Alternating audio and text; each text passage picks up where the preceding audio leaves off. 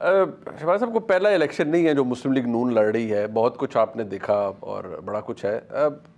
اگر میں آخری الیکشن کو دیکھ لوں، 2018 والا انتخاب تھا، اس وقت حالات بڑے فرق تھے، آج حالات اور ہیں. آپ کو ذاتی طور پر کیا فرق محسوس ہو رہا ہے 2018 کی الیکشن کیمپین میں اور 2024 کے الیکشن کیمپین میں؟ منیب صاحب، 2018 کا الیکشن اللہ تعالیٰ کے فضل و کرم سے میاں نواز شریف نے اپنی شاندار کارکردگی سے ایک مرتبہ پھر جیت لیا تھا. پنجاب میں ہماری کلیئر میجورٹی تھی and a safe estimate national assembly میں اگر سمپل میجورٹی نہیں تو we would have been the largest single party in national assembly. اس انتخاب کو دھاندلی کے ذریعے نواز شریف سے چھین لیا گیا. مگر میں سمجھتا ہوں کہ پاکستان کے کروڑوں عوام سے ترقی اور خوشحالی کا سفر جو 2013 میں شروع ہوا نواز شریف کی لیڈرشپ میں، اس کو چھین لیا گیا. اور جس کو پنجابی میں کہتے ہیں پینڈا کھوٹا ہو گیا. یہ سب سے بڑی بدقسمتی تھی اس ملک کی. اور اس کے مقابلے میں آج ہم الیکشن میں جا رہے ہیں. موسم یقیناً بڑا سرد ہے، مگر ان 5 سالوں میں جو کچھ ہوا ہے، اکانومی برباد کر دی گئی، غلط فیصلوں کے ذریعے مہنگائی تاریخ کی سب سے زیادہ اونچی سطح پر تھی. ہمارے جو سفارتی تعلقات تھے ان کو تباہ کرنے میں کوئی کسر نہیں چھوڑی گئی. اور خاص طور پر ہمارے جو برادر دوست ممالک ہیں ان کے ساتھ ہمارے تعلقات کو بری طرح مجروح کیا گیا.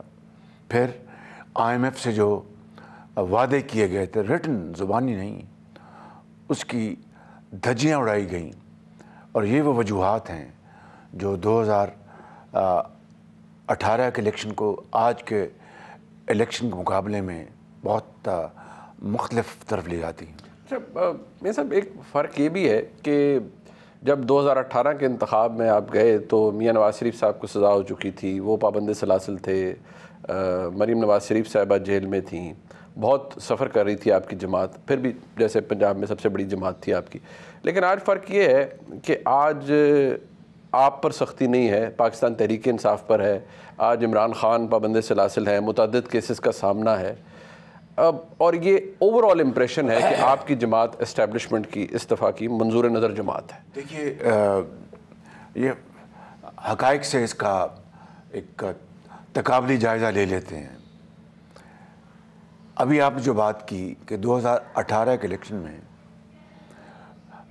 نواز شریف صاحب پابند سلاسل تھے، میری بھتیجی بھی تھیں، اس کے باوجود ہم الیکشن جیت رہے تھے اللہ کے فضل سے.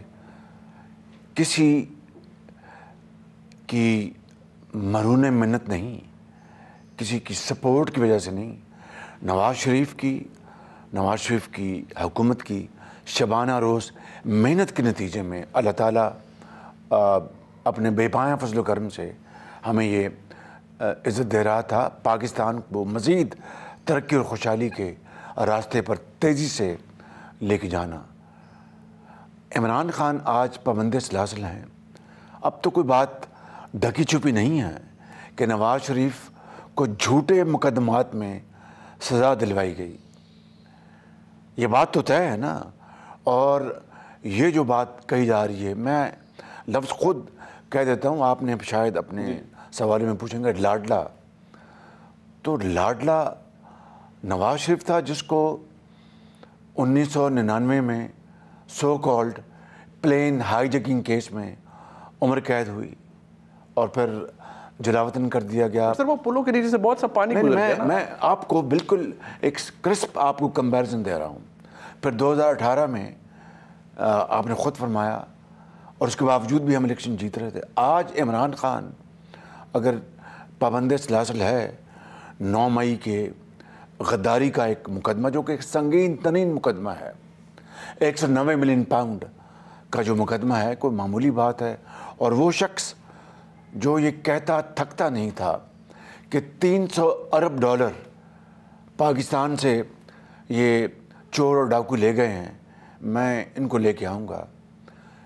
$1 تو نہ لا سکے، 190 ملین پاؤنڈ جو کہ نیشنل کرائمز ایجنسی پاکستان کو واپس کر رہی تھی پاکستان کے خزانے میں، اس کا راستہ روکا گیا اور اس کو خزانے میں آنے کے بجائے کسی اور طرف ڈائیورٹ کر دیا گیا۔ یہ میں تفصیل میں نہیں جا رہا۔ اگر ان وجوہات کی بنا پر اگر وہ پابند سلاسل ہیں تو یہ قانون کا معاملہ ہے، یہ عدل و انصاف کا معاملہ ہے، اس میں میرا اور آپ کا کیا ہے؟ اس میں بات یہ ہے کہ جب میاں نواز شریف صاحب کو جیل میں ڈالا گیا، مریم نواز شریف صاحبہ کو ڈالا گیا، اس وقت پوری اسٹیبلشمنٹ، ہر کسی نے یہ نیریٹو بنایا کہ جی وزیر اعظم ہے، اپنے اثاثوں کا جواب نہیں دے سکے اور بڑا ٹھیک سزا ہوئی، جو بھی کچھ ہوا باقی ہسٹری نے جج کرنا ہے ہر ایک کو۔ جج کر لیا، بٹ سوال یہ ہے آج حالت یہ ہے کہ عمران خان کے اوپر متعدد کیسز ہیں، وہ جیل میں ہے، پارٹی ڈسفنکشنل ہوگی، بلے کا نشان چلا گیا، آپ کا جو سب سے تگڑا حریف تھا وہ اس کا ووٹر آلموسٹ ڈس انفرنچائز ہو گیا، تو آپ کی جیت جو ہے وہ کتنی ریشنل ہوگی؟ پوائنٹ ایٹ ایشو از کہ آر وی ریسپانسبل؟ کیا ہم نے اس کو جیل بھجوایا ہے؟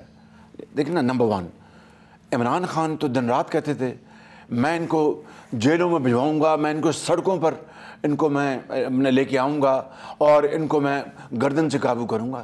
خدا نخواستہ ہم نے تو اس کا ایسا کوئی ایک لفظ استعمال نہیں کیا، اور کس طرح اوپنلی بریزنلی انہوں نے جو سرکاری مشرنیتوں کو استعمال کیا، ہم تو اس معاملے اپنے اقتدار میں آنے کے بعد۔ لیکن میاں صاحب کی سزا تو پہلے ہی ہو چکی تھی، میاں صاحب کو ڈسکوالیفائی بھی پہلے کیا جا چکا تھا، ان کی گرفتاری بھی پہلے اس لیے کیا گیا، دیکھیے نا، وہ اس لیے کیا گیا کہ الیکشن پر اس کے منفی اثرات مرتب ہوں، میاں صاحب کو ڈسکوالیفائی کر دیا جائے، میاں صاحب کو جھوٹے مقدمات میں سزا دلوا دی جائے، ووٹر اپنا گھر بیٹھ جائے۔ اور آپ نے دیکھا کہ ووٹر ایسا نکلا اس دن کہ ان کو RTS بند کرنی پڑی، اس سے کام نہ چلا تو پھر نکال دیا گیا پولنگ ایجنٹس کو اور سرکاری عملے کو، اور ڈبے کھول کر اپنا مورے لگا کر ڈبے بھرے گئے۔